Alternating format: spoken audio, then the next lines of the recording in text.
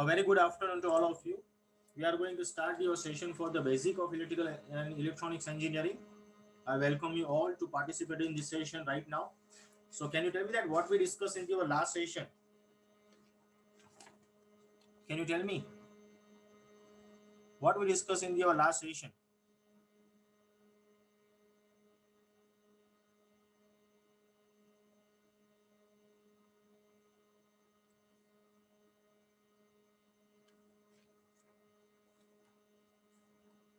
Are you understand my question or not? Tell me.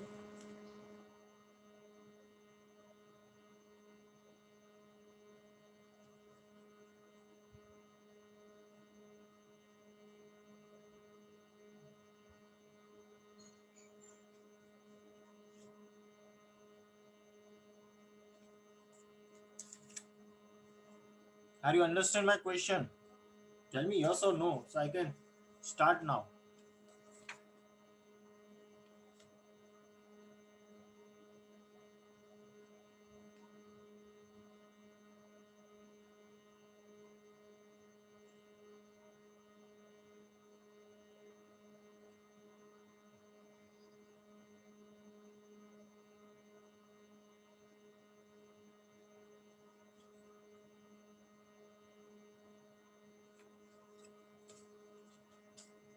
Okay, so I think I am going to tell you.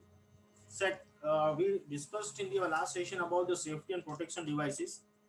So this contain the first three topics we discussed in the last session. That was unit number 5, right?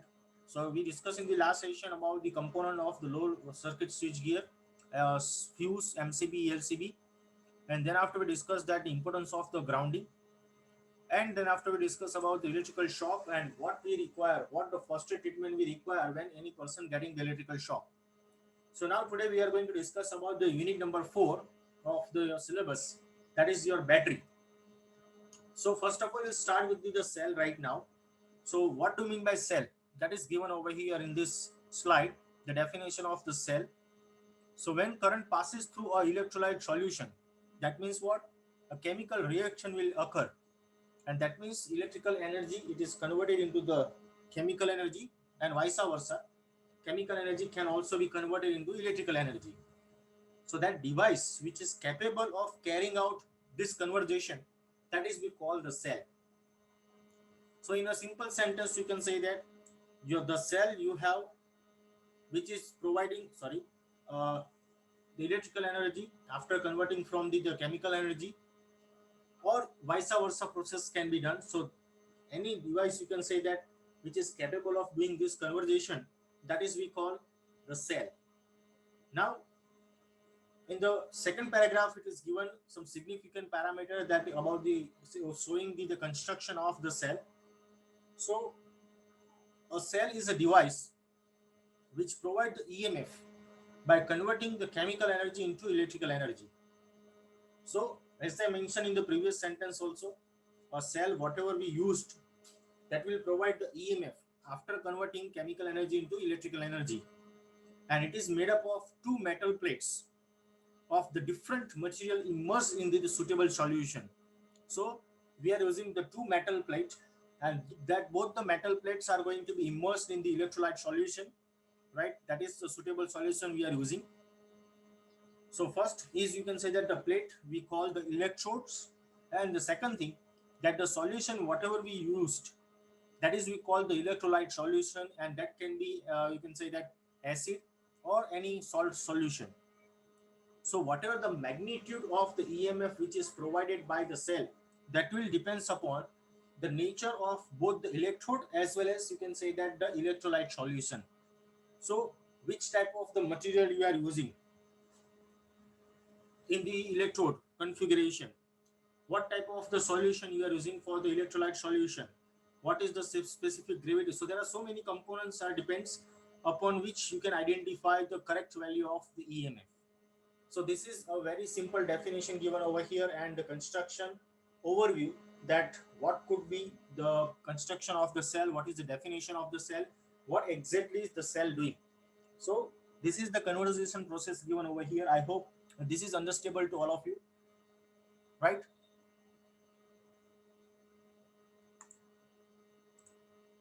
Now, the second thing, some of the most prominent alloy and the other materials we are uses as a electrode materials like the copper, graphite, titanium, brass, silver, and platinum. So these are the materials we normally used in the construction for the electrode configuration. So whenever two electrodes are going to be immersed in the electrolyte solution, different chemical actions can be take place on them, and the potential difference is produced between them. So because of this electrode, whatever we immersed in the electrolyte solution, and there are different chemical actions can be take place on that electrode configuration. So whatever the potential we are getting between that two electrode configuration, that will produced between the electrode configuration as well as the electrolyte solution whatever we are using, and the chemical reaction can be happen, and based on that the EMF, the produce, you can say that it will be, we can measure across the two electrode configuration.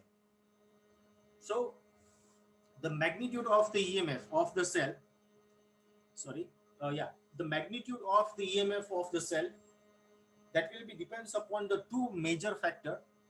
The first is, you can say that the nature and the material of the plate that we used as a electrode configuration, and the second thing, that the nature or the type of the electrode we are using.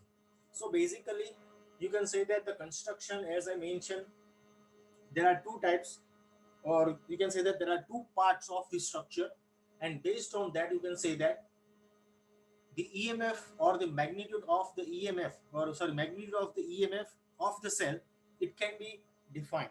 The first is the nature, or we can say that the material of the plate we are using for the electrode configuration, and the second one, that is, you can say that the nature and the type of the electrolyte solution we are using.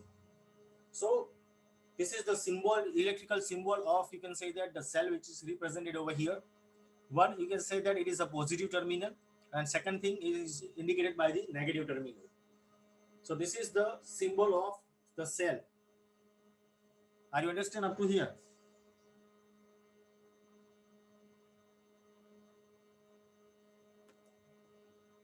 Are you getting up to here?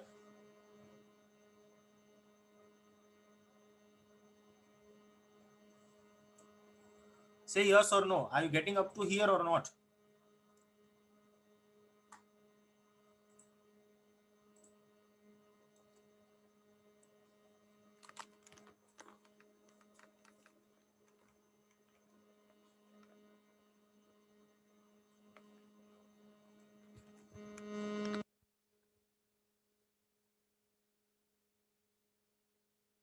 Okay.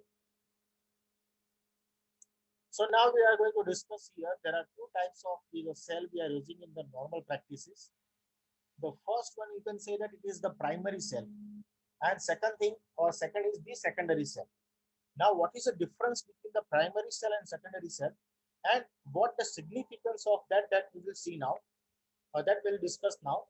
So first is the primary cell. Now what do you mean by primary cell? The cell in which the chemical action is not reversible, that will be called the primary cell. And the example given here, that is Voledic cell, Daniel cell, or dry cell. So that type of the cells are available also in the market, and in that one the chemical action is not reversible. So that sentence whatever written here, that you can say that it will elaborate over here in the second paragraph also, that in this type of the primary cell, during the discharging of one of the plate is consumed, which cannot be recovered by reversing the direction of flow of current. So that type of the cell we cannot recharge. That means only one process is going on. The chemical energy is converted into the electrical energy. But in the primary cell or that type of the construction, the electrical energy is not converted into the chemical energy. That means the flow of the current, it is not reversible in this case. So that is we call, and that's why we call this cell is not recharged. So chemical action is not reversible, as I mentioned. and the primary cells are expensive source of the energy. So you can say that whatever the significance we had seen in the previous case about the definition, the cell, in that one the chemical energy is converted into the electrical energy, as well as the electrical energy is converted into the chemical energy. But in this primary cell, only one process is going on, that is chemical energy is converted into the electrical energy. So whatever the load we have connected across the cell, it and the load will consume the power, or you can say that it will the current flowing from that load. But when you are going to recharge it, it will be not possible in this case, and that's why it is we call the primary cell. It is not recharged, or it is not recovered its original position. And if you see the second one, the second type of the cell, that is what we call the secondary cell. Now in this case, the secondary cell, the cell in which the chemical action is reversible, and that's what is we call the secondary cell. For example, lead acid cell, nickel ion cell, nickel cadmium cell, and this is, you can say that some examples given over here for to identify the secondary cell. And remember one thing, in this type of the cell, the chemical action is reversible. That means electrical energy is converted into chemical energy when you are going to charge. So it is given in the, you can say that the second paragraph also. In this type of the secondary cell, no electrode is consumed during the discharging. However, the chemical composition of the plate is changed. When the direction of the flow of the current is reversed, the plate regains their original composition. That I will show you with the lead acid example or lead acid cell example. So this type of the cell can be recharged, and that's why they are also called the storage cell, because the chemical action is reversible. Electrical energy is converted into chemical energy when you are going to charge it, right? So whatever the chemical composition we are using into this step of the cell, or you can say that the configuration of the electrode we are using, in which you can say that during the discharging time no electrode is going to be consumed. So whatever the chemical action, or you can say that a composition it of the plate is going to be changed. So whatever you can say that the cells are going to be recharged, and this is the difference with the, you can say that the primary cell also. Are you understand up to here? Is there any query between the primary cell and the secondary cell? If you found any query, if you found any difficulty, you can use the chat box section to give the to you can write into the chat box section also.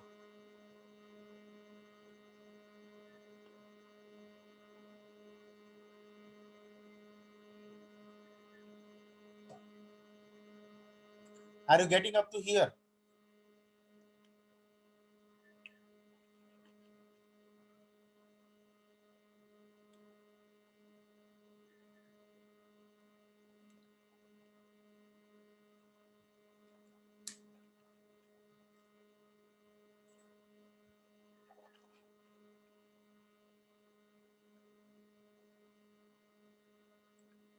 Shall we go ahead now?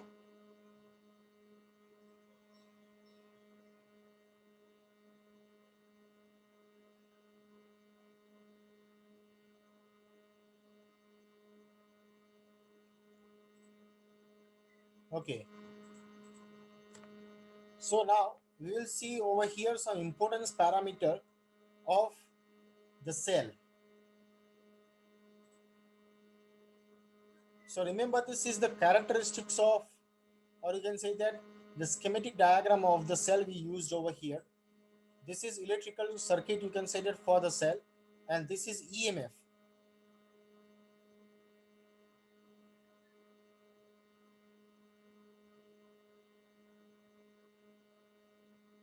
This is EMF, this is internal resistance R, and this is terminal voltage across the cell.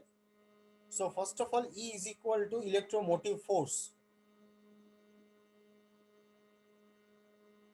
E is equal to electromotive force. So the energy supplied by the cell to 1 coulomb of charge, that is we call the EMF.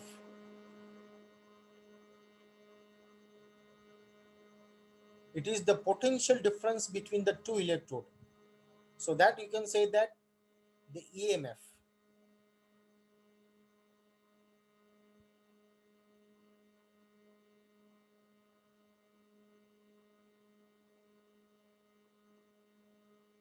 Are you getting? So EMF definition given over here for this cell, that the energy which is supplied by the cell to 1 coulomb of the charge, and that is we call the EMF. So it is the potential difference between the two electrode, and that is we identify capital E over here, electromotive force. Second component, that is internal resistance. Second component is internal resistance, the opposition offered to the flow of current by the internal composition of the cell itself. So that is we call the internal resistance. And that internal resistance could be offered by, you can say that, the electrode configuration or the material whatever we are using. Second, you can say that the electrolyte solution we are using. So there are different components, you can say that, which are responsible for the internal resistance.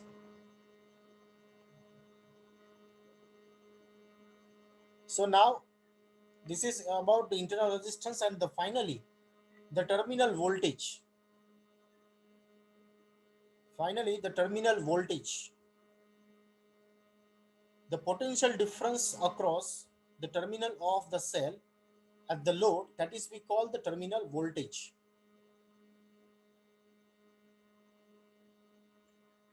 So right now in this diagram, it also shows that what is the you can say that the terminal the potential difference across the terminal of, you can say that, cell at the load.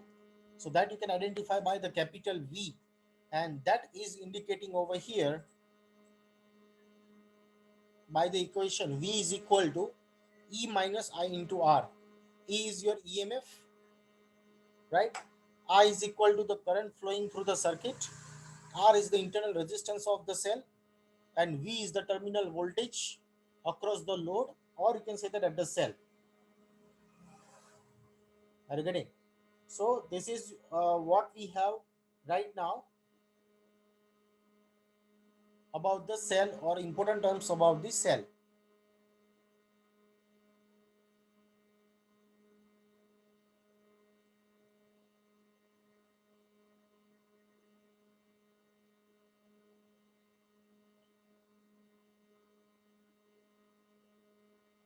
Are you having any query here?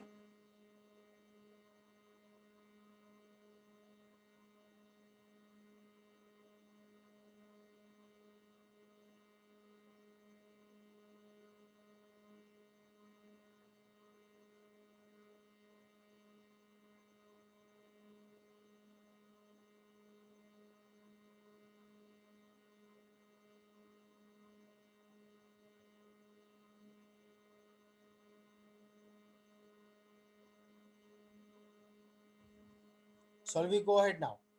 If you understand this thing, see the EMF, that you can say that the amount of the energy, you can say that you will identify from the coulomb of the charge, or you can say that EMF. And the second thing, that the potential difference you will measure across the terminal of the load, or you can say the terminal of the cell at the load, that is we call terminal voltage. So that are the different parameter, and you can see in the equation also, the terminal voltage is equal to the EMF minus the voltage drop into the cell.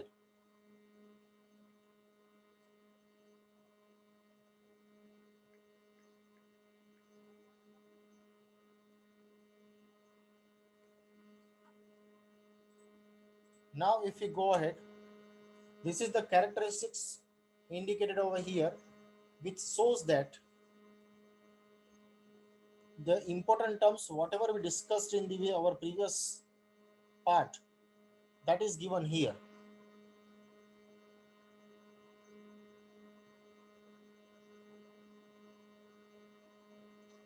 So E, that is the EMF, is the constant line. You can see that the dotted line which shows over here, that is the EMF of the across the cell, right? And the voltage drop which is denoted over here, IR.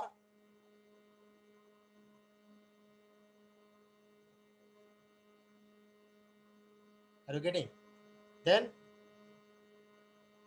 you can say that the terminal voltage you are getting here from this equation, what we defined in the previous case also, that V is equal to E minus I into R.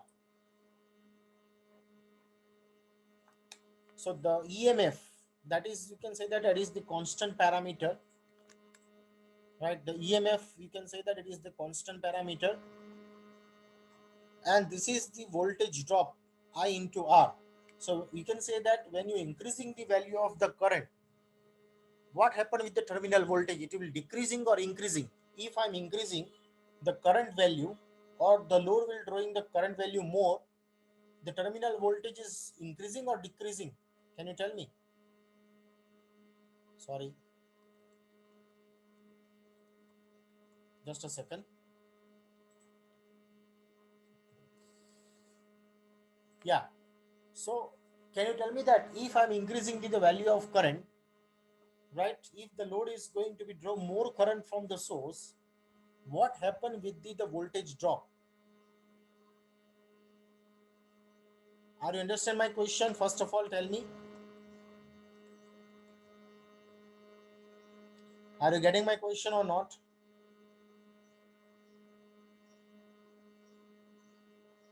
The voltage drop is going to be increasing, right?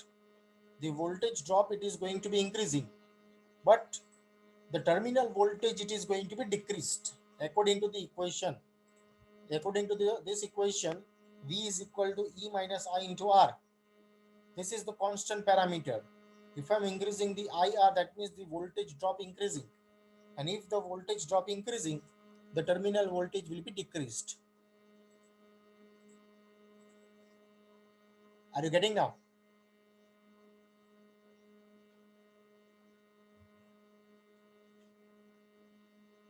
Now we are going to discuss here the grouping of the cell. Why we require to do the grouping, that is also given here. Why we are doing the grouping? The EMF of the single cell, if you are taking, it is very small amount. It is about 1.2 volt to 2 volt. In order to get the desired EMF, number of cells are suitably connected. That means if you require the higher voltage, if you require the higher current, or you require both higher, so according to the requirement, we can connect the number of the cells, right? And we can do the grouping of the cell. So there are three types, or the three way to do the grouping.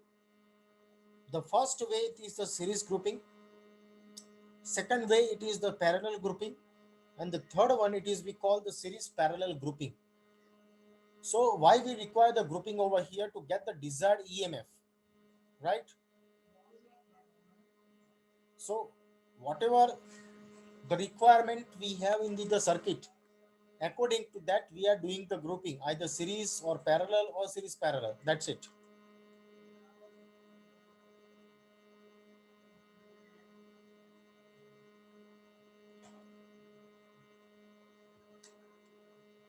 Now we will see each and every grouping one by one. Are you understand why we are doing the grouping? Are you getting my question? Why we are doing the grouping? Are you understand or not?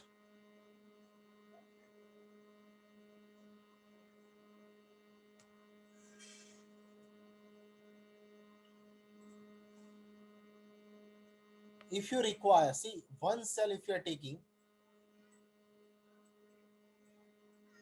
one cell, if you are taking of plus and minus 2 volt, let's say, single cell if you have and having a rating of 2 volt, but if you require in the load circuit 10 volt, then how many number of the cells you require? you have a single cell capacity EMF is 2 volt, right? And if you require 10 volt in the circuit, then you require how many number of the cells?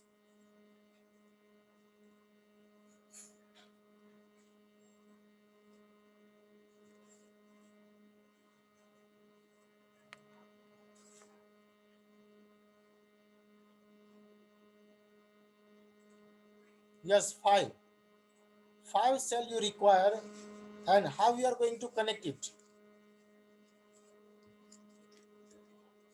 How we are going to connect that all those 5 cells, series parallel or series parallel, to get the 10 volt supply?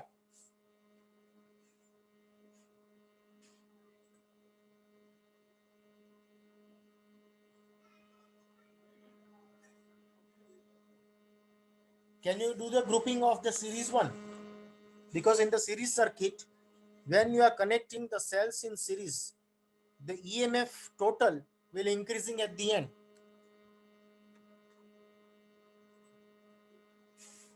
Right?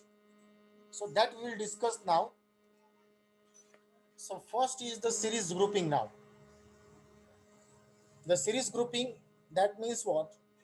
When two or more similar cells are connected in series. That means what? The negative cell or the negative terminal of one cell, it is connected to the positive cell of the other cell. So you can see here, this is what the diagram indicating the series grouping right now. This is our first cell. This is cell number 1. This is cell number 2. And up to n number of the cell we have connected here in the series. So you can see that the positive terminal of the first cell, which is connected here with the load, the negative terminal of the first cell, which is connected with the positive terminal of the second cell, and similarly. So at the end, the negative terminal, it is connected with the load resistance here. So this is what we are doing the series grouping right now. We have 2 or more number of the cells, similar cells are connected in series. That means what? The negative terminal of first cell, which is connected to the positive terminal of other cell. Then this type of the grouping we call the series grouping. So let's assume here the E capital, it is EMF of one cell.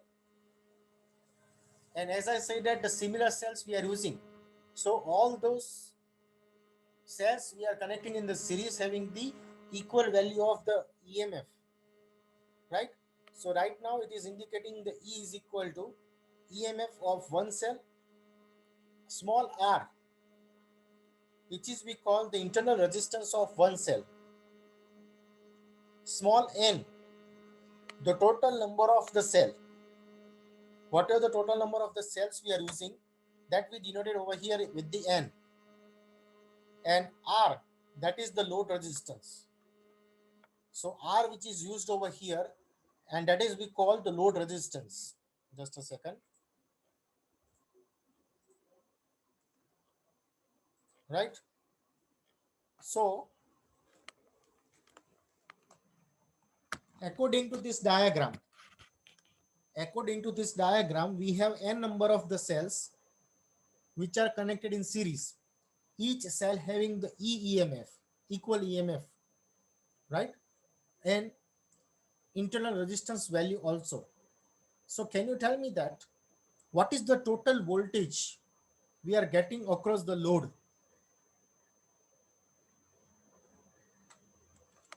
What is the total voltage we are getting across this low terminal or across here? Quickly tell me, what is the total voltage we are getting?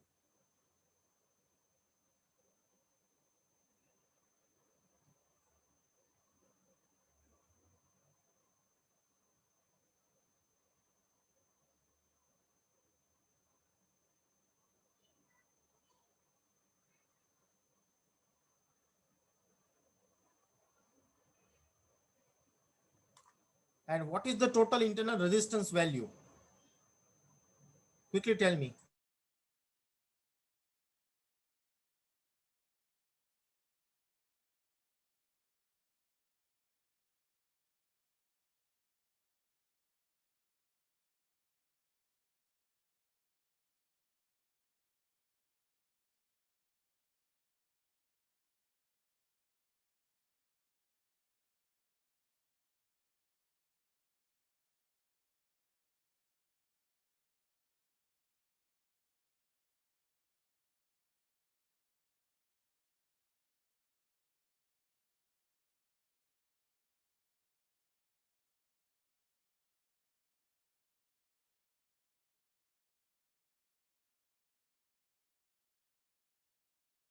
Are you getting the answer now?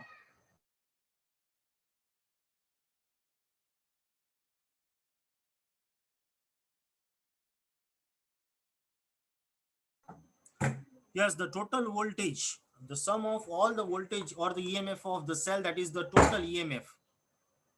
And the total EMF, sorry, the total internal resistance is equal to the total of, you can say that the sum of all the resistance which are connected in series. So, just a second. Now, can we say that the total voltage we are getting here is equal to N into E? The total voltage, can we write like this, N into E, because N is your total number of the cells connected in series, and E is equal to EMF of one cell.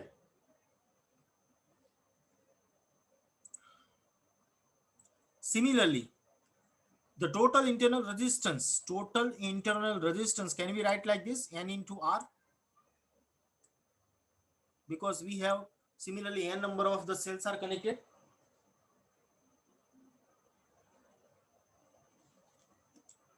So now what is the total resistance you will get here? What is the total resistance you will get here? The total resistance of the circuit, I mean to say that.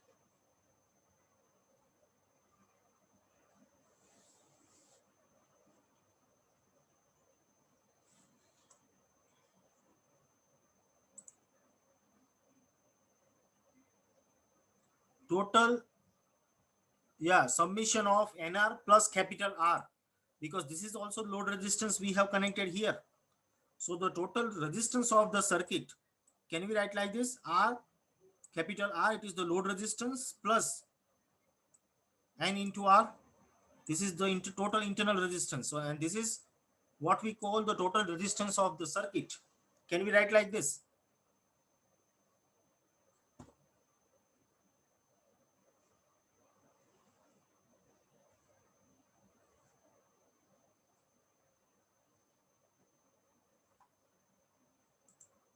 Yes. And then after, we can identify the value of current flowing through the circuit by using of Ohm's law. So that it is indicated over here. You can see the total voltage of this is, you can say that, N into E. N is the total number of the cell and E is the EMF of one cell.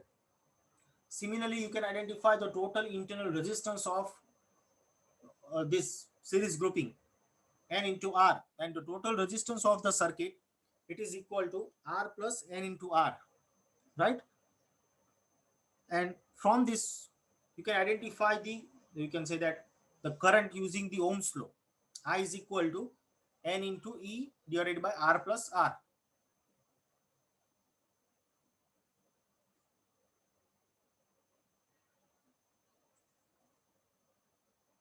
Shall we go ahead now? If you understand this thing, quickly tell me.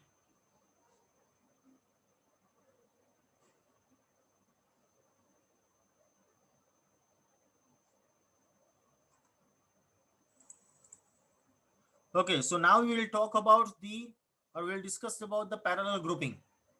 Now you can see the diagram here. In this diagram, all the cells are connected in parallel. This is one cell, this is cell number 2, and this is cell number N. So we have N number of the cells are connected in parallel now. So can you tell me that in parallel voltage will be same or current will be same?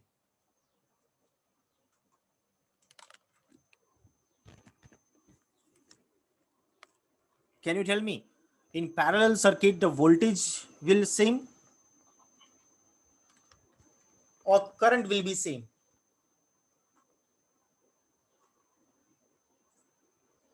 Of course, voltage will be same. So you can read the sentence here: when the positive terminal of two or more cells are connected together and the negative terminals are connected together, then this combination it is we call the parallel grouping. So positive terminal of this cell, you can say that the positive terminal here, negative terminal here, positive here, negative here, positive here and negative here. So all the positive terminals are to be connected here, all the negative terminals are connected here. Okay.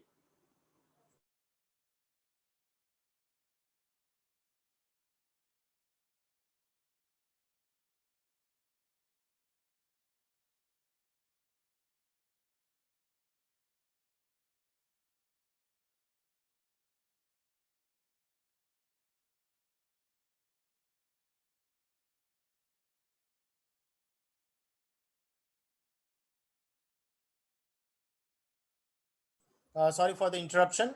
Now we are discussing here the parallel grouping. Just a second. Yeah. So right now, each cell having the EMF, capital E,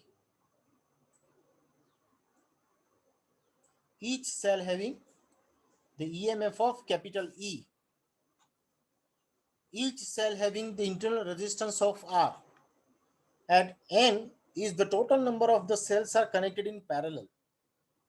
So the total voltage, if you see in this parallel grouping, it is equal to capital E now, because all these cells are connected in parallel right now, right? All those internal resistance, it is indicated by R by N, because all these resistance are connected in parallel, that's why. And this parallel grouping, which is series with this internal resistance here. So when you simplify to identify the total resistance of the circuit, it will be equal to R plus small r divided by N. That is the total total resistance of the circuit. So the current now it is flowing, I is equal to the total voltage divided by the total resistance of the circuit. So EMF, that is equal to E, we already identified, divided by R plus R by N. So this much amount of the current flowing through this parallel grouping. Are you getting now? Are you understanding this one? And you can see here also there are number of the branches are connected, number of the cells are connected in parallel. So current is here and the total current will be I.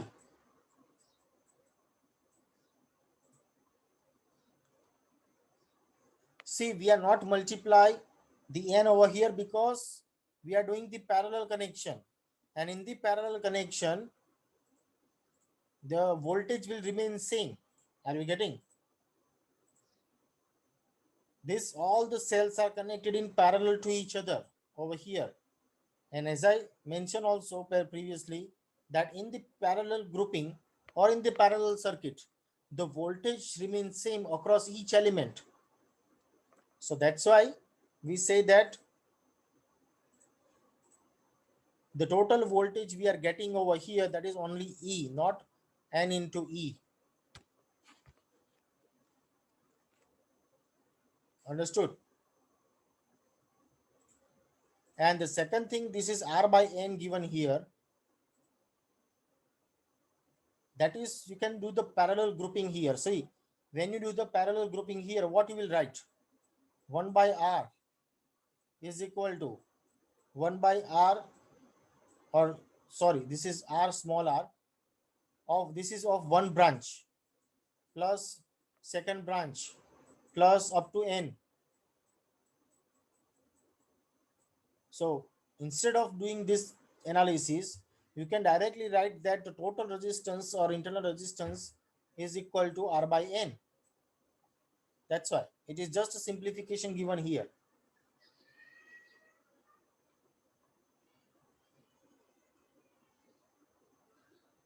Are you getting now?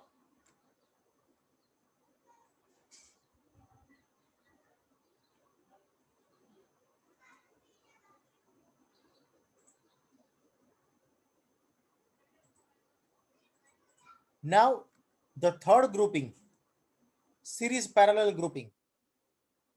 Now you can see that few cells are connected in series in one branch and few such branches are connected in parallel. So this is also we call the mixed grouping of the cell. So if you see the first cell, sorry, first branch, this is our one branch. This is one branch here in which n number of the cells, small n number of the cells are connected in series. And we have number of the branches over here that we can connect in parallel. So small m number of the branches in parallel. So this is one branch, two branch, three branch, up to m branch you can connect in parallel. And each branch having n number of the cells are connected in series. So that's why it is we call the series parallel grouping, and that will be connected across the load resistance. So what is the load resistance? This is capital R. This is your load or load resistance. So EMM of one cell, that is equal to E, and the total voltage of one branch, it is equal to N into E, as we discussed previously, right? In the series, this is our series grouping. So in the series grouping, the total EMF is equal to N into E, and in parallel, all the voltage remains same, or across these two terminal, the voltage will remain same. That is equal to what? N into E. Now, the total internal resistance of one branch. Suppose this is our one branch, this is we have a series grouping. So the total internal resistance of one branch is equal to N into R. And how many branches we have? M. So that is the total resistance, sorry, total internal resistance of all cell. Now, if you identify the total resistance of the circuit, then this resistance will be connected to this grouping of, we can say that cell. So where can we write like this? R plus NR divided by M.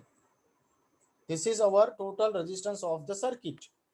And from that total voltage and total resistance, we can identify the current.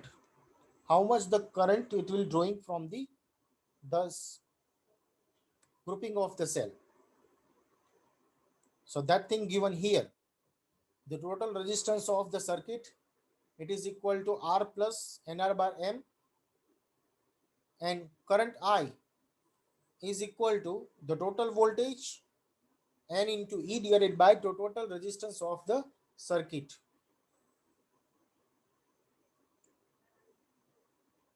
Are you getting now?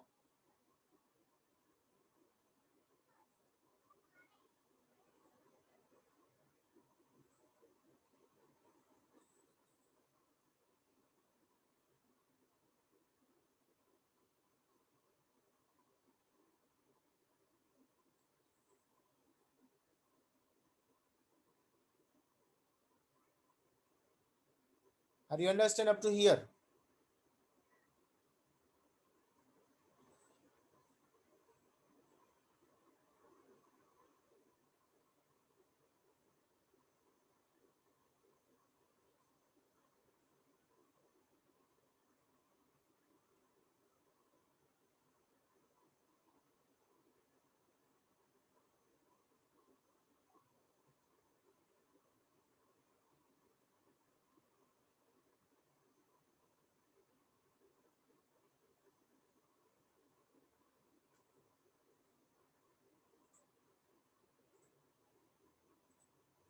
Okay.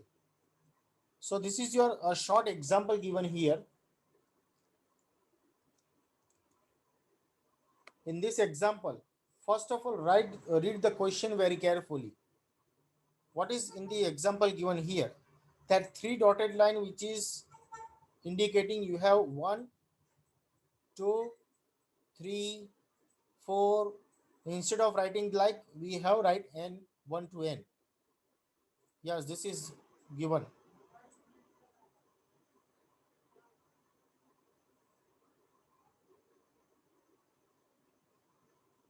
You have number of the cells, so you will identify like 1, 2, 3 up to n number. N means what? Number of cells, infinite. So that's why we write 3 dots here.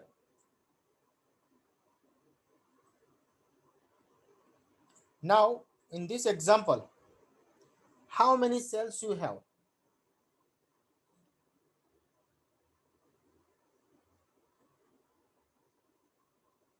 In this example, how many cells are given? 8. Each cell having the internal resistance of 0.2 ohm and EMF of 2.2 volt. Suppose they are connected in series, and second thing in parallel. So we have to determine the EMF and internal resistance of the battery. So first case is given here. Suppose all those cells are connected in series.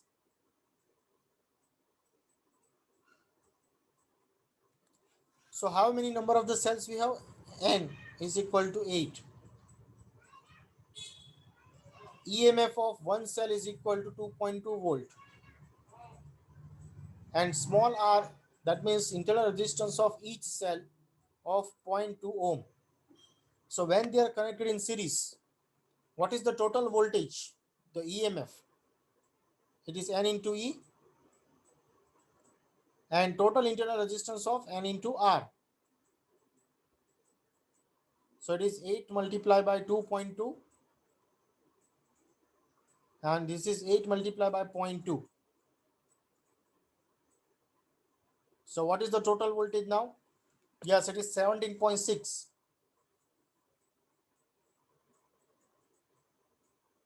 And what is the total internal resistance? Can we say it is 1.6 ohm?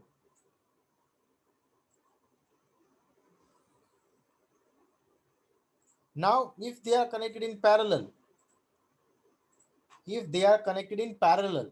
and you all know that in the parallel, the voltage will remain same. So just we have to identify the total internal resistance, and that is equal to what? R by N. So it is 0.2 divided by 8. In the parallel circuit, the voltage will remain same. Whether they are 8 cells, 10 cells, 100,000, 10,000, whatever. But if they are connected in parallel and each having the same value of EMF, then the total voltage across that parallel will be remain same. It is 2.2 volt. So the total internal resistance R by N is equal to 0.2 by 8. So now I will show you the answer here. So when they are connected in series, the total EMF is equal to N into E. That means 2.2 into 8, 17.6 volt. The total internal resistance is equal to 8 into zero point 0.2. So it is 1.6 ohm. When they are connected in parallel, then the total EMF will be EMF of one cells, that is 2.2 volt. And the total internal resistance of 8 cell, that is 1 by or R by N. So 1 by 8 multiplied by internal resistance of one cell. So it is 0.025 ohm. So this is a very short example given here to understand how we do the series parallel grouping. Are you understand in this case? So we can go ahead with the next example.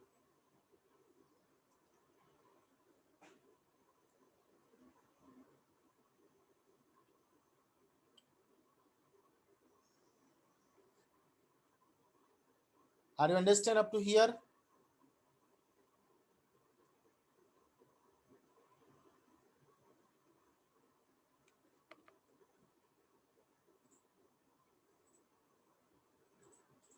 Now the next case or next example, A cell has internal resistance of 0.02 ohm and EMF of 2 volt. Calculate its terminal potential difference, PD. PD means what? Potential difference. If it delivers 5 ampere and 50 ampere. So this is what we are having the example right now. We have to identify the terminal voltage, terminal potential difference of V. So for that we can use the simple equation. Capital V is equal to E minus I into small r. Now we have two case study given here. In the first case, a 50 ampere is flowing, right? So we know the I value, current. We know the EMF. We know the resistance. Can we identify the potential difference? V is equal to 2 minus I is equal to 5 ampere multiplied by 0.02 volt. Sorry, 0.02 ohm. What is the terminal voltage now?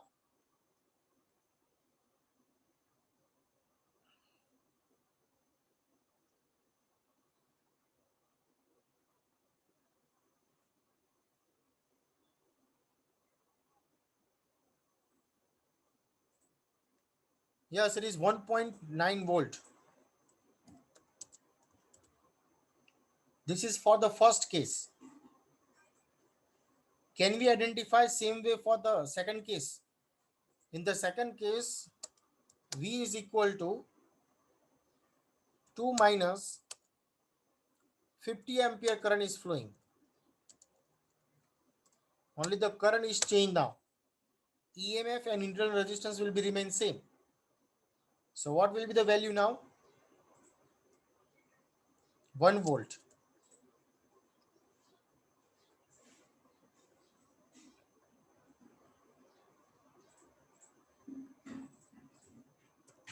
So this is the solution given here. The terminal potential difference, that means the capital V is equal to E minus I into R, where the E is equal to EMF of one cell, I is equal to current flowing, R is equal to internal resistance of the cell. So after this, we put the values in this equation, we'll get for the first case and the second case, the terminal potential difference 1.9 volt, and for the second case, it is 1 volt.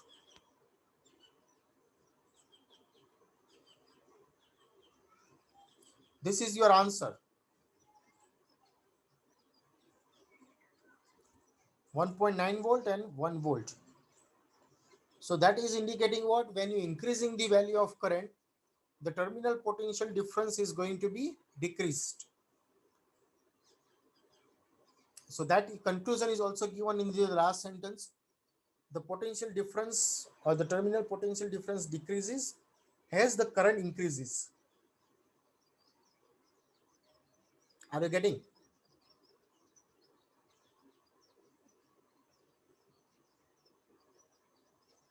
Shall we go ahead now?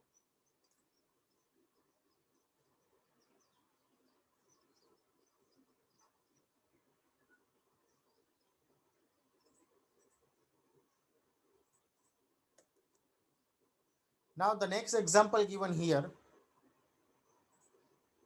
a potential difference at the terminal of the battery is 20 volt when no load is connected, and 24 volt when there is a load of taking 10 ampere is connected. So we have to determine the internal resistance of the battery. So first of all, understand what the equation you are using. The terminal voltage is given over here. So again, you will use the same equation what we used in the previous case. Capital V is equal to E minus I into R.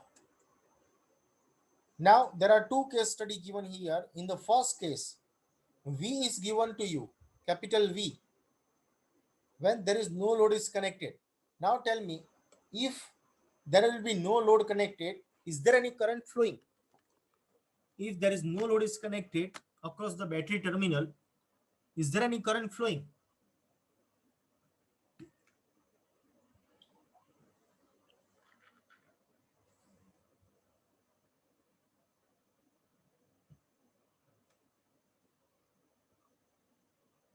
There will be no current flowing when there is no load is connected across the battery.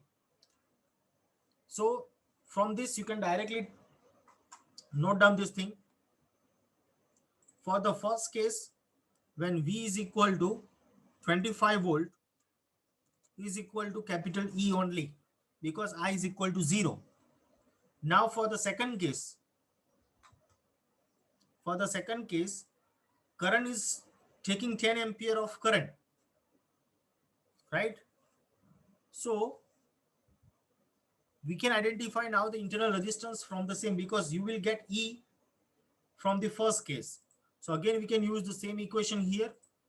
Now it is 24 volt, 25 of EMF minus I is 10 ampere, multiply by small r. So now can you identify what is the value of small r here?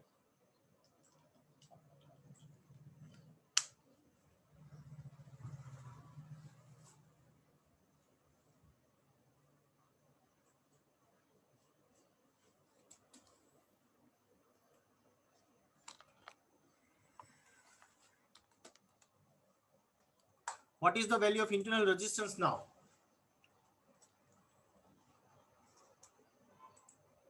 0.1 ohm exactly. Now I will show you.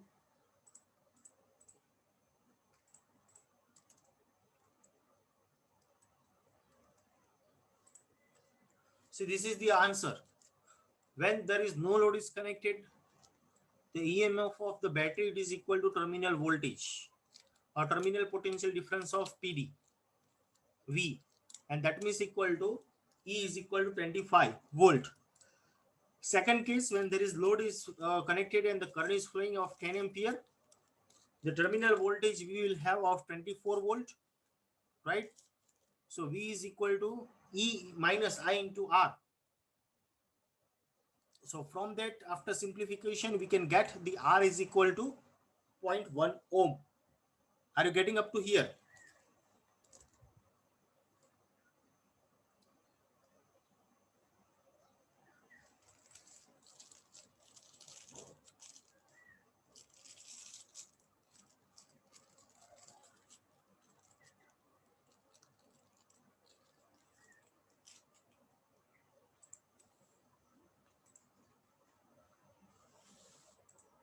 Okay. Now this is a very simple example. We had a 1.5 volt cells, each having an internal resistance of 0.2 ohm, and that will be connected to the load of 58 ohm. Determine the current flowing in the circuit and the potential difference at the battery terminal. So we have N is equal to 10, E is equal to 1.5, and R small r is equal to 0.2, capital R is equal to 58. So first of all, we will use the equation for the series circuit and we will identify the total current. Total voltage N into E is equal to 10 into 1.5 N into R is equal to 10 into 0.2.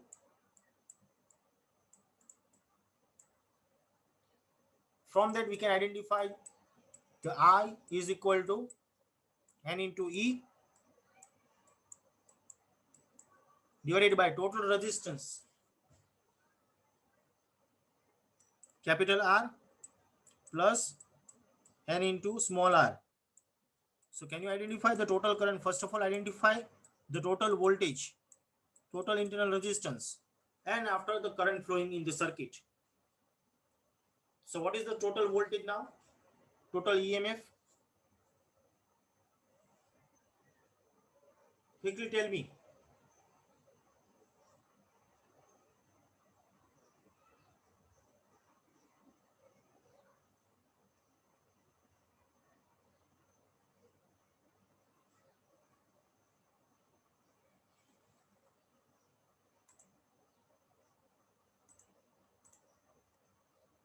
So 15 volt here. What is the total internal resistance? N into R. And then after, what is the total current flowing in the circuit? So it is of 2 ohm. So it is 15 plus, sorry, divided by 58 plus 2. So it is 15 divided by 60, 1 by 4.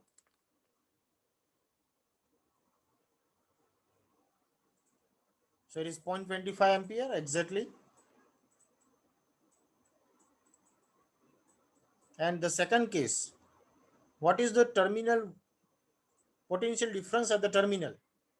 Capital V. Can you identify capital V from this?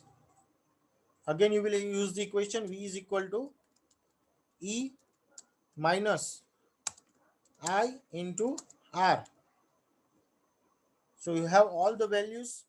Can you identify the V now? V is equal to, can you identify the values now?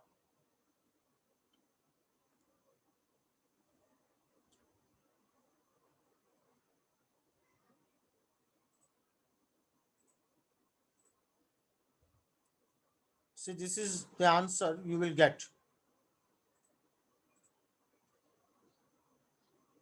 15 volt, 2 ohm, 0.25 ampere. And after using this equation, 15 minus 0.25 multiplied by 2. So it is 0.5 drop. And the total terminal voltage you will get 14.5 volt.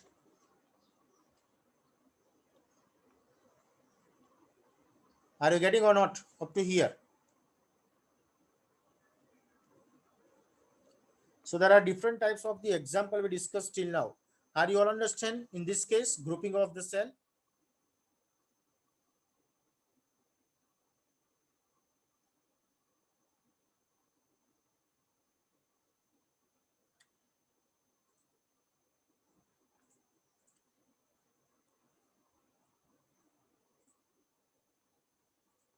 Okay. Now we'll discuss about the battery. What is battery now? A series parallel or series parallel grouping of the cell, and that is we call the battery. So generally a battery or cell can deliver a small current at the lower voltage.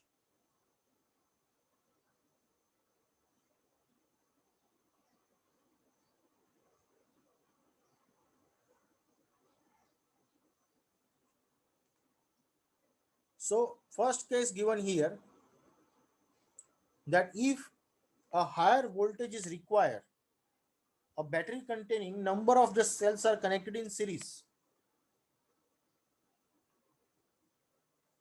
right?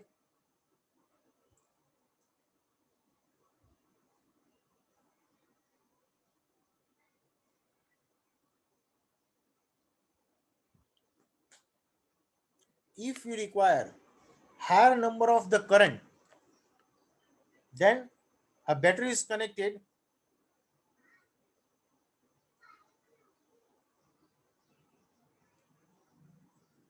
in the cells are connected in parallel, right? And if you require both higher, then you are require series parallel grouping.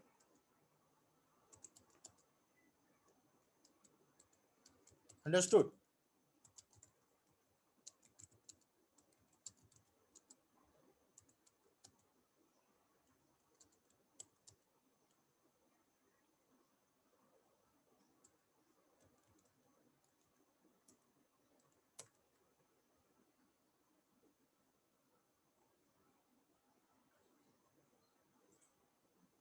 So usually number of the cells are connected in series placed in a single container, and that is we call the battery. If you require higher voltage, you will contain number of the cells to be connected in series. If you require higher current value, number of cells are connected in parallel. And if you require both higher one, Then number of cells are connected in series and further are connected in parallel. So that is we call the series parallel grouping.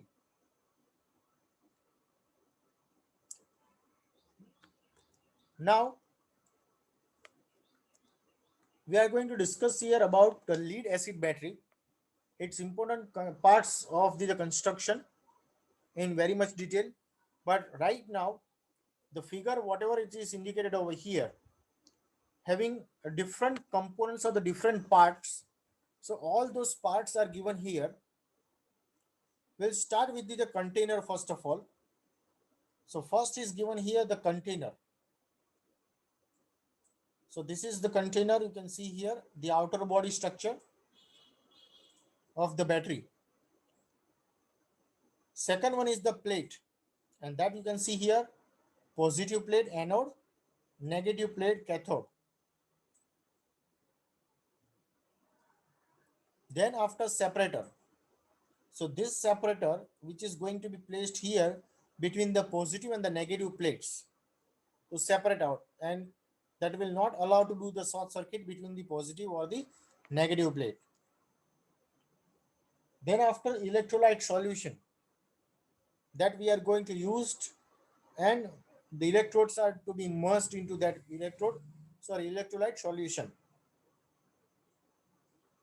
Second thing or next thing, it is the battery cover. So that is, you can say that upper part you have with the battery cover, which is not shown over here, vent pipe, so or vent cap that is given here. Intercell connectors.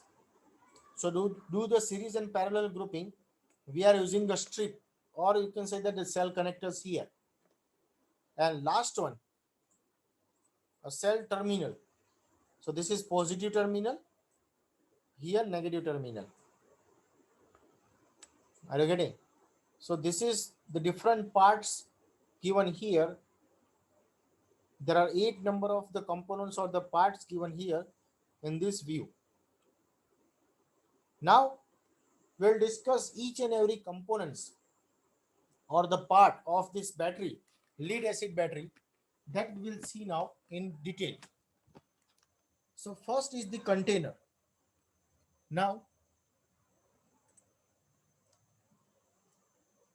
the container is what? It is given here that it is the outer body of the battery, and which is made up of the hard rubber or plastic material, and that can be sealed at the top of the prevent spilling of the electrolyte. So that will be covered from the top. A large space is left at the bottom part of the container so that the sediment that drops from the plate, and that will be collected here at the bottom part of the battery. So that will be not do the short circuit the positive and the negative plates because of the sediments.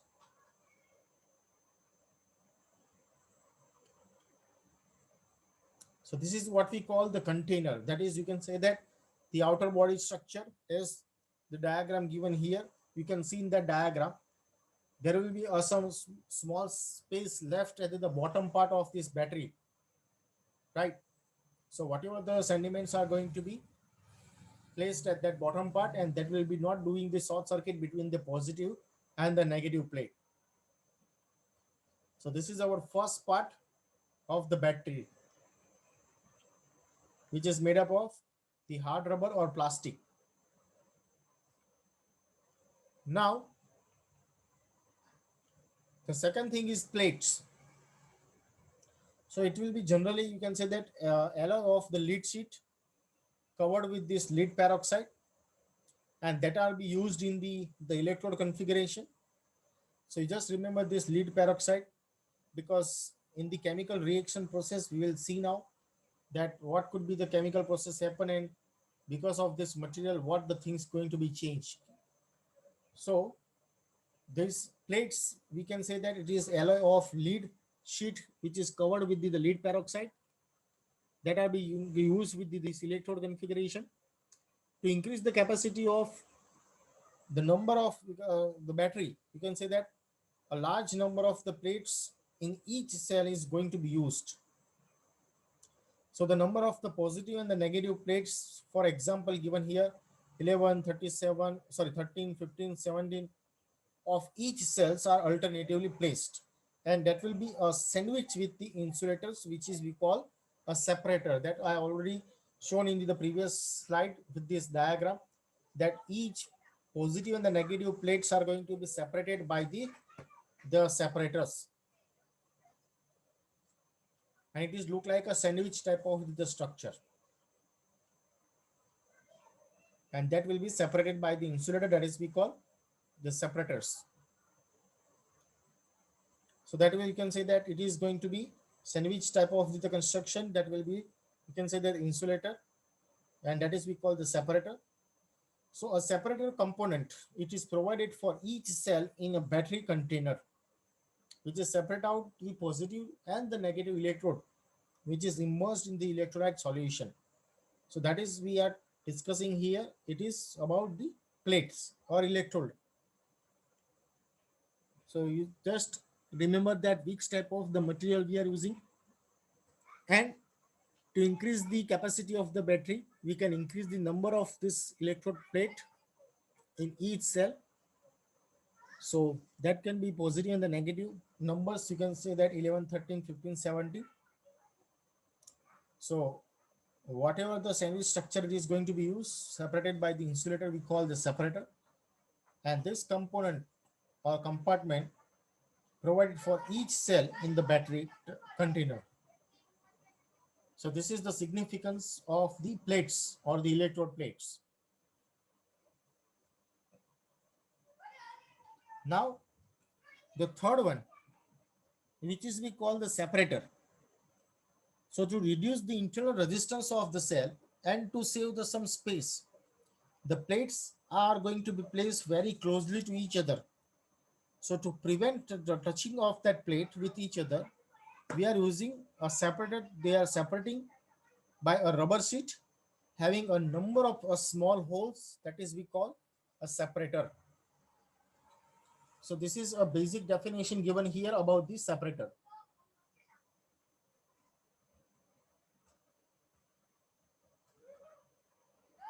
Are you getting up to here? This is the third component or the part of the battery.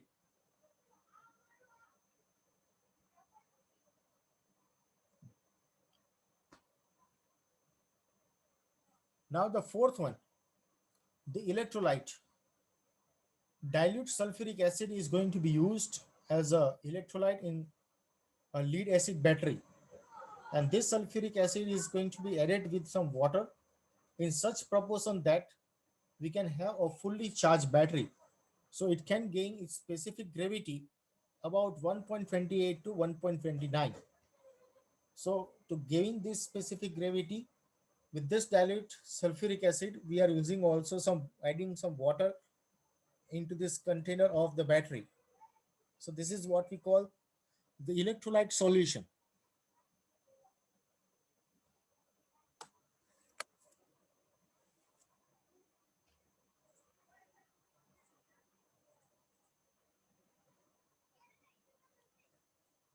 See the internal resistance, how it is going to be reduced over here using the separator. If you make some space between the, you can say that a cell, or you can say that the electrode configuration or the plates, if they having less distance, then you can say that amount of the current which is flowing through that component having a less space to travel. So in that parameter, it is said that you have to reduce the internal resistance of the cell, that is by doing of or using of the separators.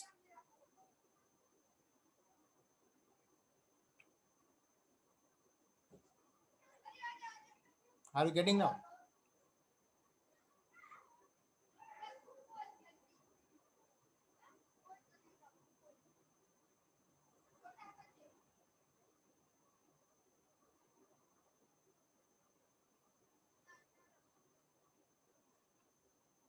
Can you go ahead now?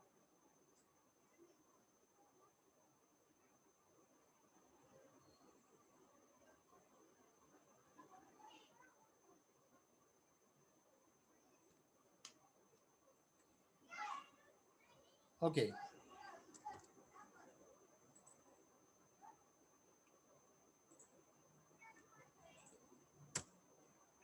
The next thing is the battery cover. Each cell compartment is covered usually with the a molded hard rubber, and the joints between the cover and the containers are sealed with the acid resistance material. See the specific gravity that is of, you can say that the electrolyte solution you are using into the container, and that is, you can say that, uh, doing this chemical processing, how much amount of the energy it is going to be, you can say that, converted in terms of discharging time or in terms of, you can say that, charging time. Are you getting?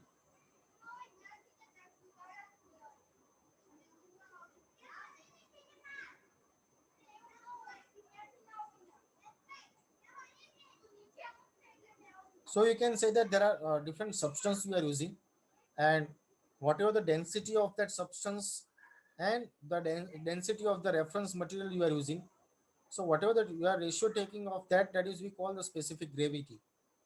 So that will depends that what type of the material we are using and how much the substance we have measured into that material. So based on that, the specific gravity is decided. Now we are talking about the battery cover. So each cell compartment is covered usually with a molded hard rubber, and the joints are being you can say that it is going to be between the covers and the containers are sealed with some acid resistance material. So in each cell, the covers opening are provided by the two positive and negative terminals, and the third, you can say that, for the vent, and that is the configuration at the top of the battery, and that is we call the battery cover.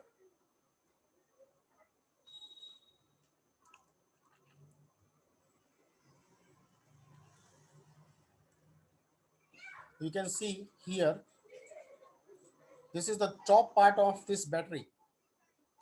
You have only three compartment, that is positive terminal, second is the negative terminal, and the third one you will see finally at the vent cap or vent pipe. So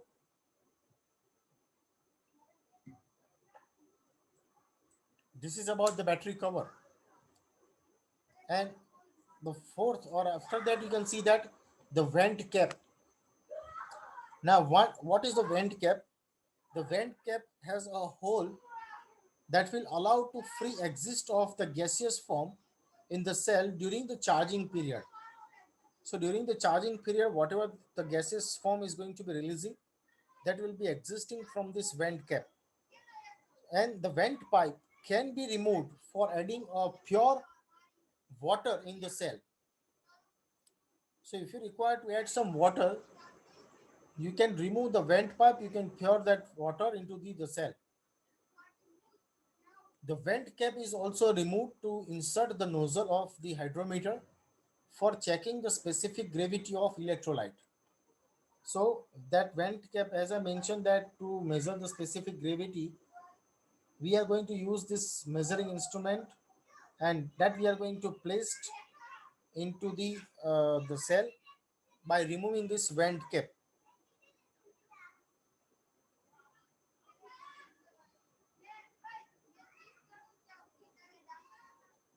I understand up to this point.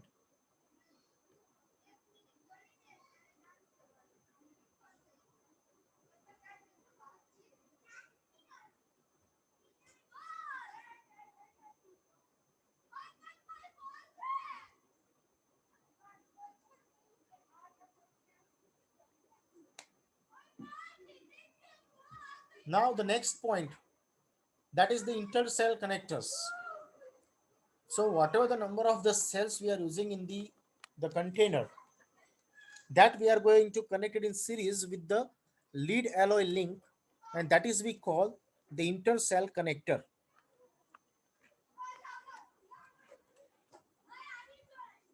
So as I mentioned in the diagram also, this intercell connectors which is really present here.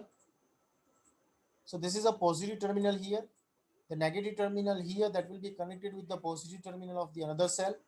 Same way, the negative terminal here of the second cell that will be connected with the positive terminal of the third cell, and likewise. So at the end you will get the negative terminal here. So this is what we are doing, the series connection using these cell connectors.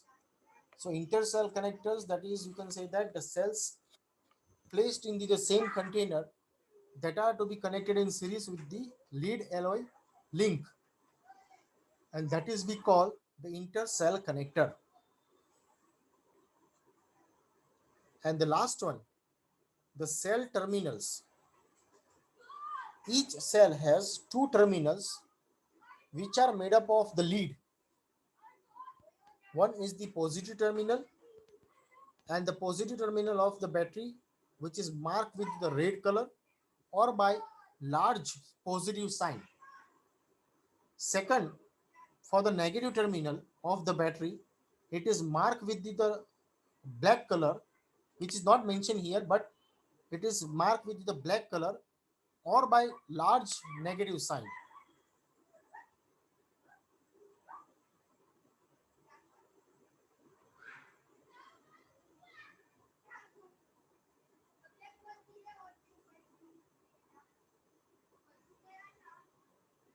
Are you getting now?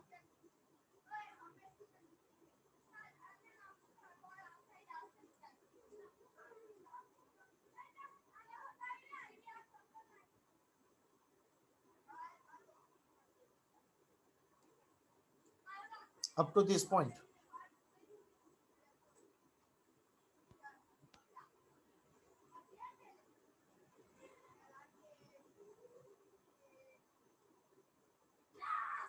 Okay, so these are the components or the parts of this lead acid battery, right? So container, plates, separator, electrolyte solutions, battery cover, vent pipe, intercell connector, and cell terminal.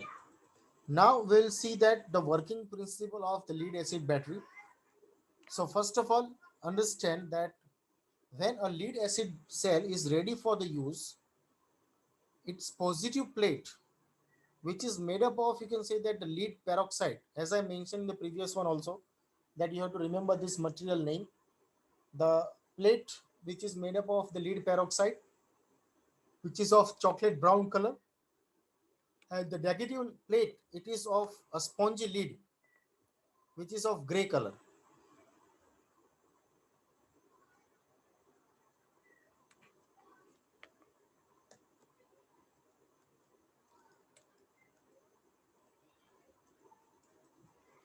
So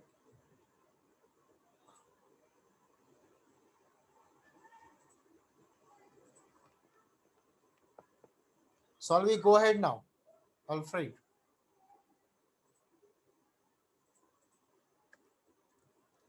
Yeah.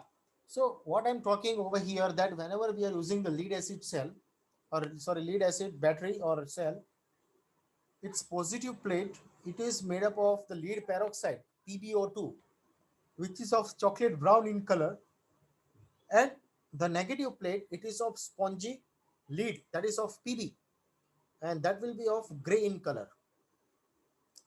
So both the plates are immersed in this dilute sulfuric acid of specific gravity of 1.28, right? As I mentioned that we are using the uh, sulfuric acid or dilute sulfuric acid as the electrolyte solution, and it's having a specific gravity of 1.28 to 1.29. So now when the load is connected across the terminal of the cell, right, showing in the figure also in this picture, that in this picture on the left hand side you have a positive plate, that is we call anode, and below that also you can identify the material name is given, that is PbO2, lead peroxide. On the right hand side you can see that the cathode terminal is given, that is the negative terminal, and that is made up of the lead.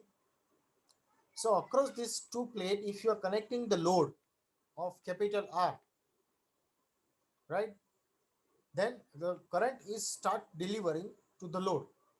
And this is the process we call the discharging of the cell. Because when the lead acid cell is ready for the use, and when you are going to connect the load across this terminal of the cell, positive and the negative, the current will start to flow, and this process is we call the discharging of the cell. So in this process, the chemical action or the chemical energy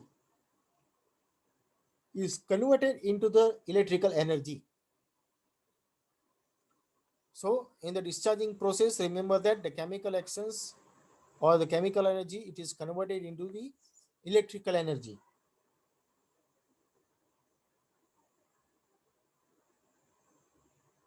Now we will see the chemical actions what to be there during the discharging and charging period.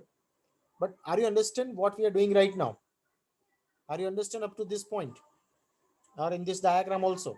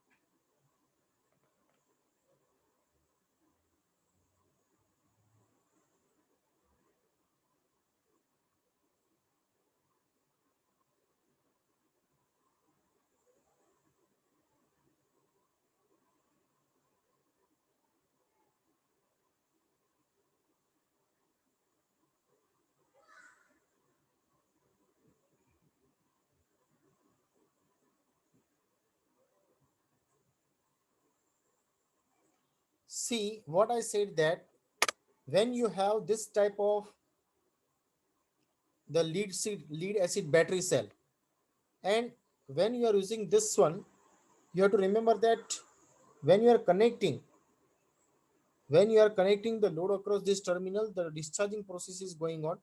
The current will start to draw by the load from this battery or the cell, and the chemical action is going to be converted, or chemical energy is converted into the electrical energy.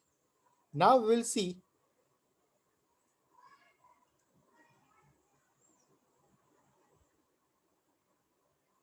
the chemical actions during the discharging. Now in this case, you can see here, when the load is connected across the cell, that means during the discharging time, the sulfate ion which is moved towards the cathode, and hydrogen ion which is moved towards the anode. So this is also showing in this diagram. You can see in this diagram, you can see here, when the current start to flow, this hydrogen ion which is moved towards the anode terminal, and sulfate ion that is moved towards the cathode terminal during the discharging time or during the discharging period.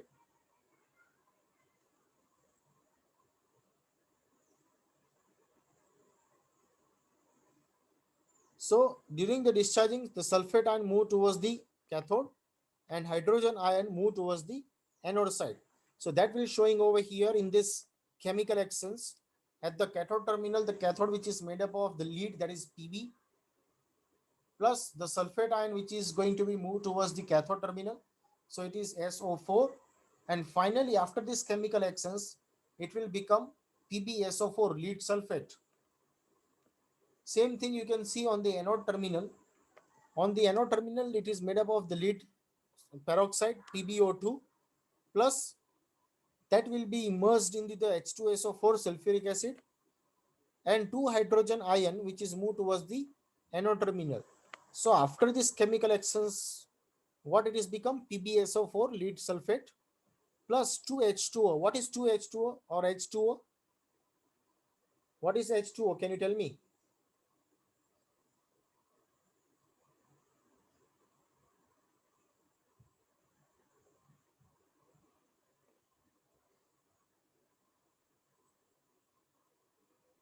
Yes, it is water. Exactly. So after during the discharging time, at the anode terminal, whatever the chemical action is take place, right? The lead or the anode terminal will become a PbSO4. That means from lead peroxide to lead sulfate, and water component is going to be released. So that is the summary given here at the below, that during the discharging time both the plates are become, or it will be converted into the lead sulfate of PbSO4. Specific gravity of the sulfuric acid, that will become now 1.15. Earlier in the starting it is 1.28, so it will reduce to 1.15 during the discharging time. The terminal voltage, it will be fall from 2 volt to 1.8 volt because of this discharging time. And the chemical energy, which is changes to electrical energy or converted into electrical energy, this is our chemical exchange during the discharging time. Okay, now if we see that what happened when the chemical exchange during the charging time, means when we give the supply externally to the terminal of the positive and the negative or anode or cathode, means electrical energy which is converted into chemical energy at that time, what the chemical exchange happen, that we will see now in the next slide. So now I'm going to switch to the next slide, just a second. Now during the recharging time, you can see that anode is connected to the positive terminal of the source and cathode is connected to the negative terminal of the source. So during this recharging time, hydrogen ion which is moved towards the cathode and sulfate ion move towards the anode.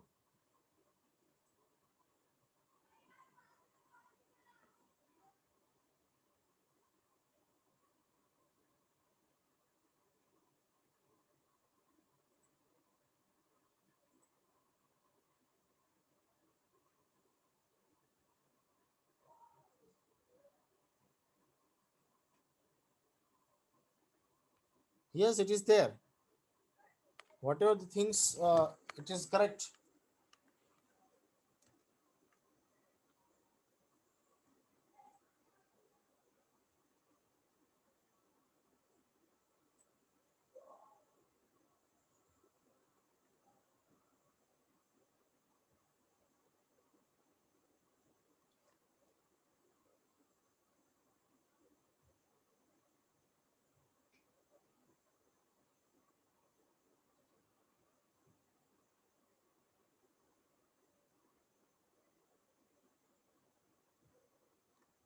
No, it is correct. Zabis, I checked this point and that is also correct.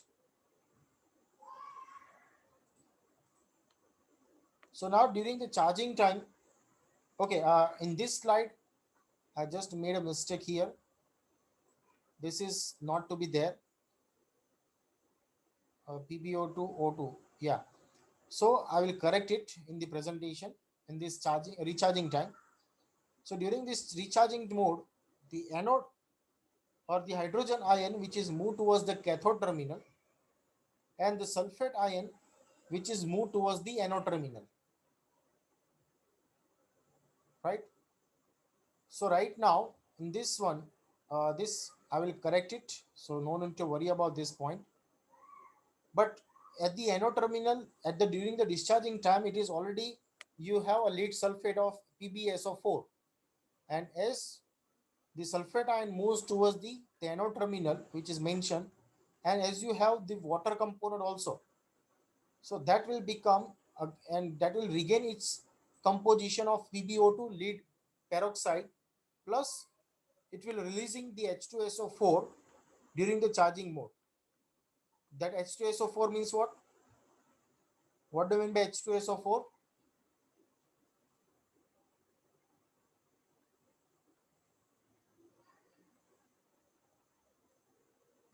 What do you mean by H2SO4?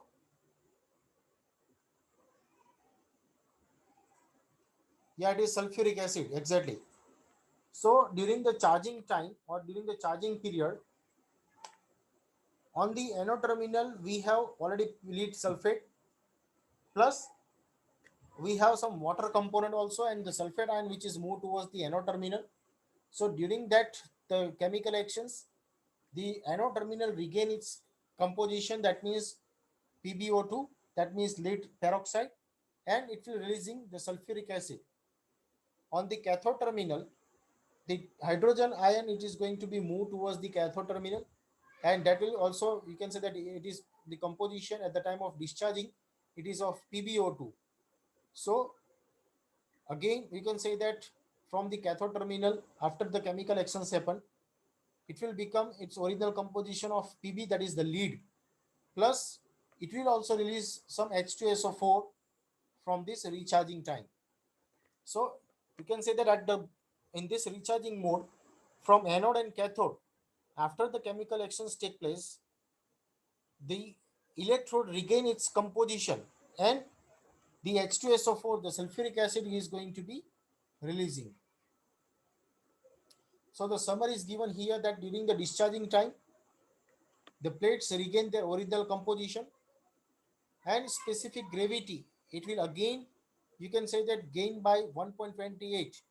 In the discharging time, I show that it is 1.15, and that depends upon how much time, but you can just take the example here, right? The terminal voltage now it is increases from 1.8 to 2 volt during the charging time, and electrical energy which is converted into chemical energy, and that will store in the cell. So that the thing, you can say that after discharging and after recharging, what the parameters going to be changed.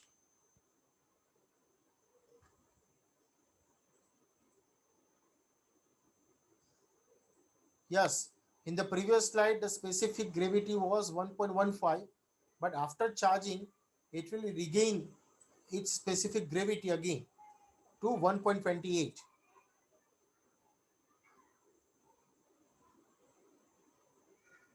right?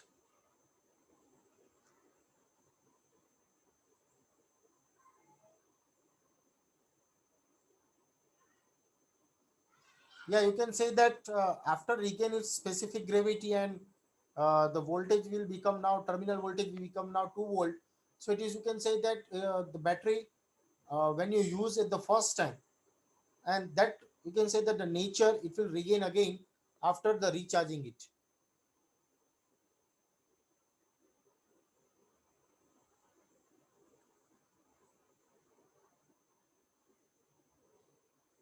Okay.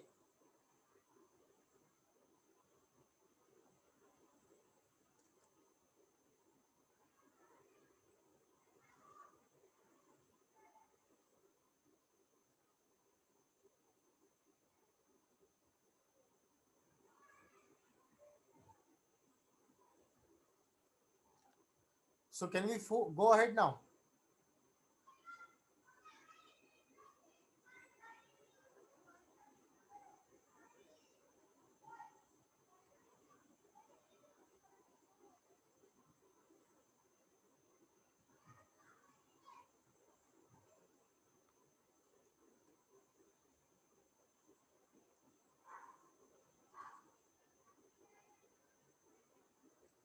So the electrical characteristics of the battery now. Some of the important electrical characteristics of the battery we have to identify here. Yes, that is, at the time of discharging, the reactions can be different. At the time of charging, the reactions can be different. Yes.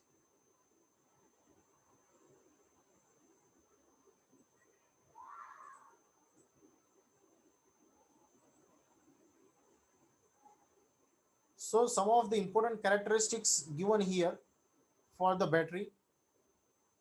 The first is the electromotive force that we already discussed, the EMF, the terminal voltage that we already discussed. So we quickly go through this. Internal resistance, ampere hour capacity, and watt hour capacity. So EMF that we already discussed, and just we are going to see the what the things change here quickly.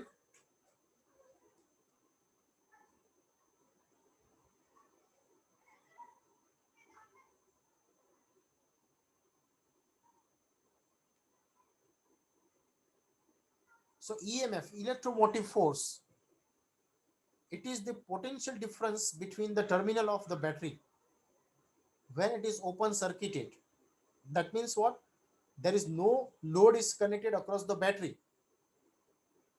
So at that time, whatever the potential difference between the terminal of the battery we are getting, and that means open circuited, that is we call the EMF.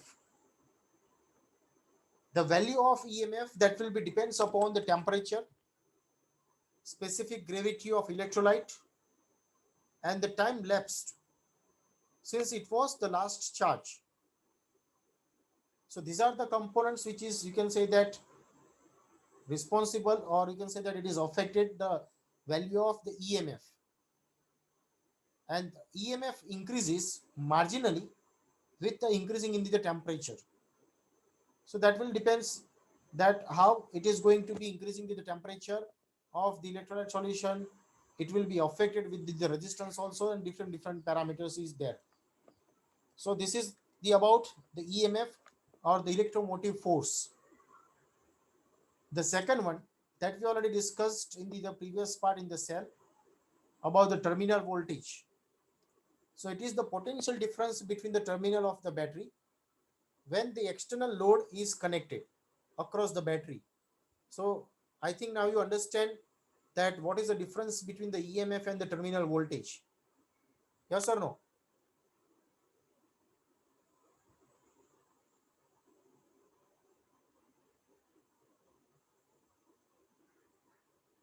The terminal voltage, it is indicating the potential difference between the terminal of the battery when the load is connected across the battery.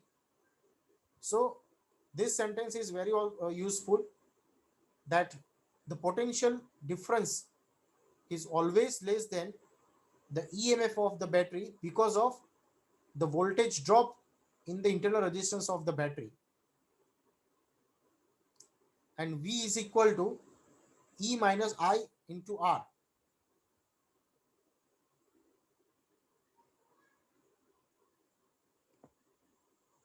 So V is the terminal voltage of the battery,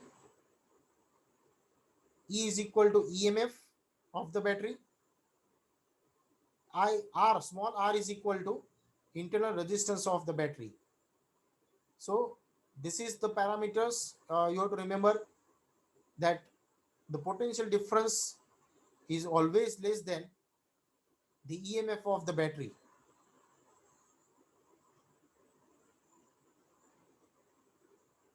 Are you getting up to this? Are you understand up to here?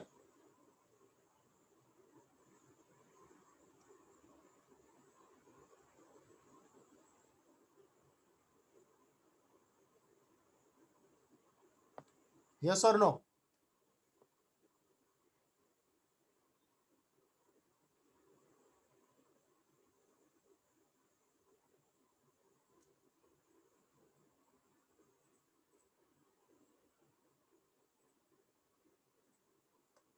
Now the next is the internal resistance. It is the resistance which is offered by the positive plate, negative plate, and electrolyte solution of the battery. So it should be low as possible, because otherwise you will get the lower terminal voltage across the battery terminal. So that factor is affecting the internal resistance by, you can say that, the area of the plate we used, specific gravity of the electrolyte solution, and the spacing between the plates.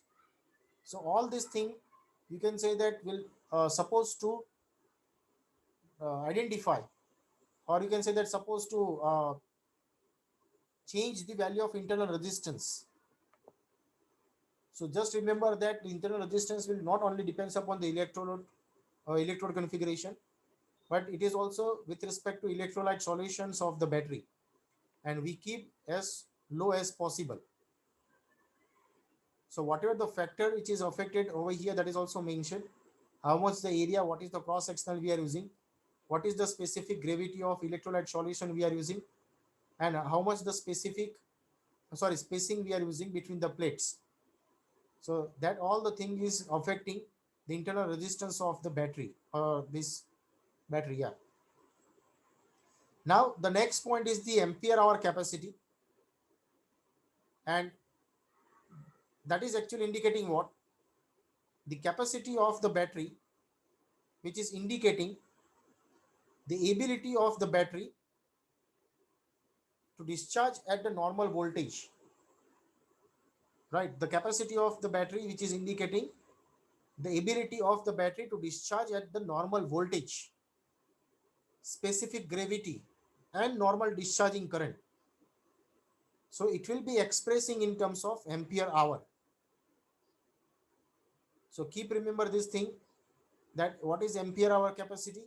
It is the capacity, or it is ability of the battery to discharge at the normal voltage, specific gravity, and normal discharging current. So the equation is represented over here based on the ampere hour. The name is also suggested that what could be the equation: ampere, that means the current; hours, that is in terms of time. So it is the product of the rated current during the discharging and the times it is in terms of hour. So the ampere hour capacity, it is equal to id into td. That is the you can say that equation of the ampere hour capacity of the battery, where the id is equal to rated current during the discharging, td is equal to discharging time in terms of hours. And this capacity of the battery is also depending upon certain factors, like we already discussed: the area of the plate, specific gravity of the electrolyte, what is the discharging rate, what could be the you can say that the density of the electrolyte solution, temperature, and the age of the battery, means at how where it is manufactured or where it is last recharged. So all that thing is going to be identified in terms of the age of the battery. Are you getting up to here?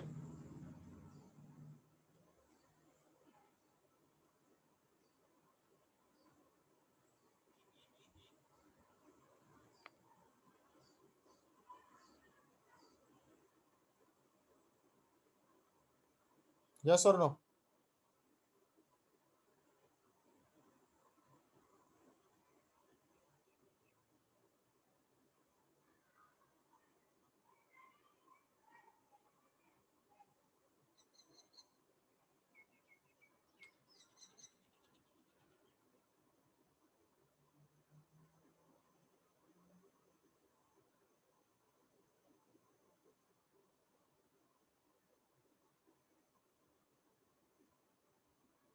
Are you getting or not?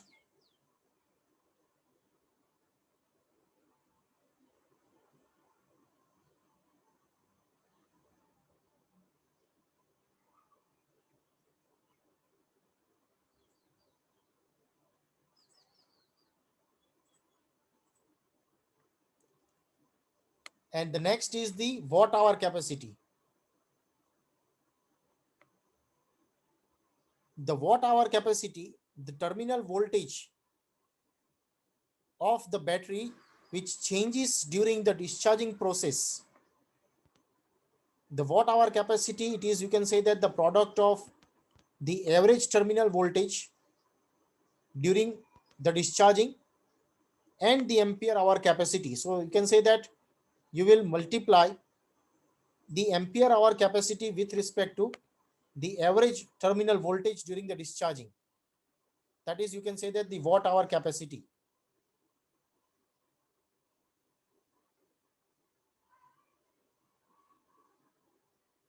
So right now the equation is, which is also showing the watt hour capacity is equal to id, td, and vd. So ampere hour capacity, that we already identify, id into td, and if you multiply with the average terminal voltage during the discharging, then we can say that it is the watt hour capacity.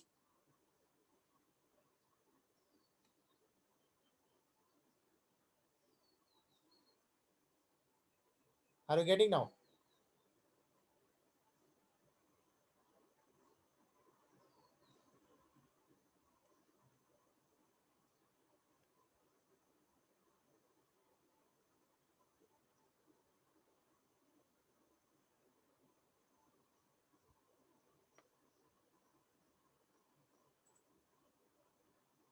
Yeah, I will send this PPT, no problem. Don't worry, I will send this PPT to you. So, can you all write down your enrollment number into the chat box section quickly? Write down your enrollment number into the chat box section quickly.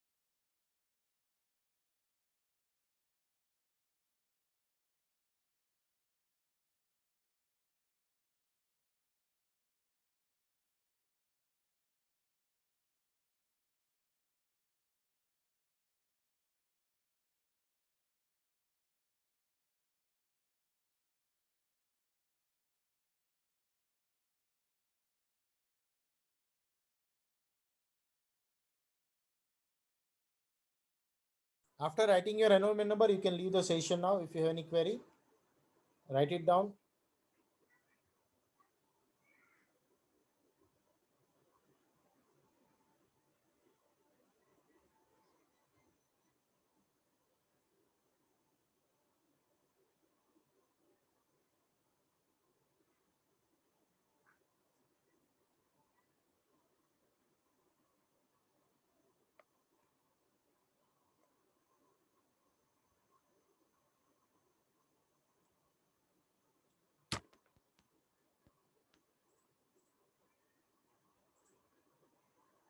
Yeah, I will send this PPT to all of you.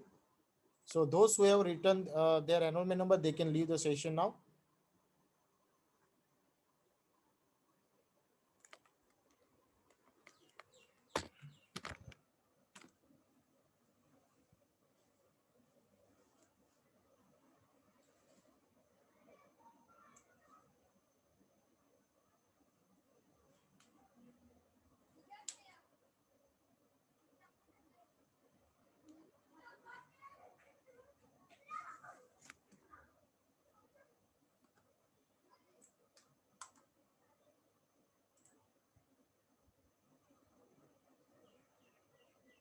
Write down your enrollment number, and then after you can leave.